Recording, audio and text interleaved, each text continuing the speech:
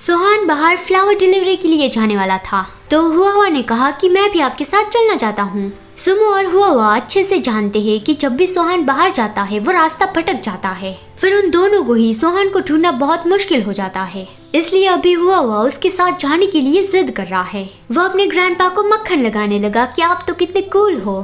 तो सोहान मान गया कि तुम भी अपने डैडी जैसे ही हो। उसने हुआ को उठा के बैक सीट पे बिठाया और जाने के लिए रेडी हो गया।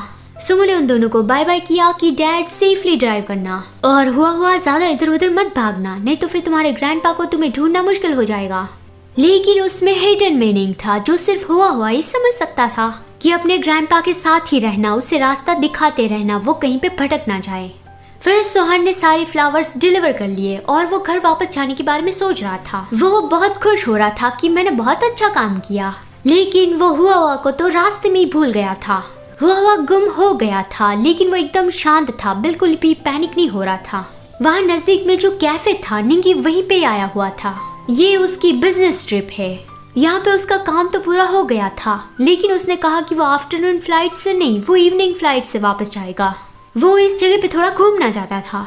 वहाँ पे बाहर ही इस शॉप के वर्कर हुआ से पूछ रहे थे कि बच्चे तुम यहाँ पे अकेले क्या कर रहे हो, तुम्हारे पेरेंट्स कहाँ पे है, क्या तुम गुम हो गए हो। वो देख कर निंगी सोचने लगा कि मैं तो ये इमेजिन ही नहीं कर सकता कि कौन इतना स्टूपिड होगा जो अपने बच्चे को इस तरह से घुमा देगा। उससे गुस्सा आ रहा था कि कितना शोर हो रहा है। वो वहाँ से जाने वाला था, लेकिन एक लड़की हुआ से कह रही थी कि क्या हम पुलिस के पास जाएं। तब निंगी ने हुआ की आवाज सुनी कि मैं यहीं पे रहा तो मेरे ग्रैंडपा और मेरे डैडी मुझे यहाँ पे लेने आ जाएंगे। हुआ को देखते ही निंगी बहुत ही सरप्राइज रह गया। वो उसके पास गया और पूछा कि तुम्हारे पेरेंट्स कहाँ पे है। यहाँ पे दूसरी ओर फ्लावर शॉप में सोहान वापस आ गया था। सुमो ने उससे पूछा कि हुआ कहाँ पे है। सोहान ने कंफ्यूजिंगली कहा कि फ्लावर्स, वो तुम्हें कस्टमर को दे आया। यहाँ पे ना चाइनीज मैंड्रिन भाषा में फ्लावर्स को हुआ कहते हैं, तो इस तरह से हुआ मतलब कि फ्लावर्स। तो जब सुमो ने कहा कि हुआ कहाँ पे है, वो सोहान समझ नहीं पाया कि फ्लावर्स तुम्हें कस्टमर को दे आया, उसे वापस थोड़ी लाने थे। सुमो ने वरीडली कहा कि मैं मेरे बेटे की बात कर रहा हूँ। तो तब सोहान ने बैक सीट पे देखा कि वहाँ पे तो कोई भी नहीं है। वो भी परेशान हो गया कि नो वे, मेरा ग्रैंडसन कहाँ पे गया। यहाँ पे दूसरी ओर निंगी हुआ को एक रेस्टोरेंट में ले आया था। उसने स्टेक ऑर्डर किया था जो शायद हुआ पहली बार खा रहा था।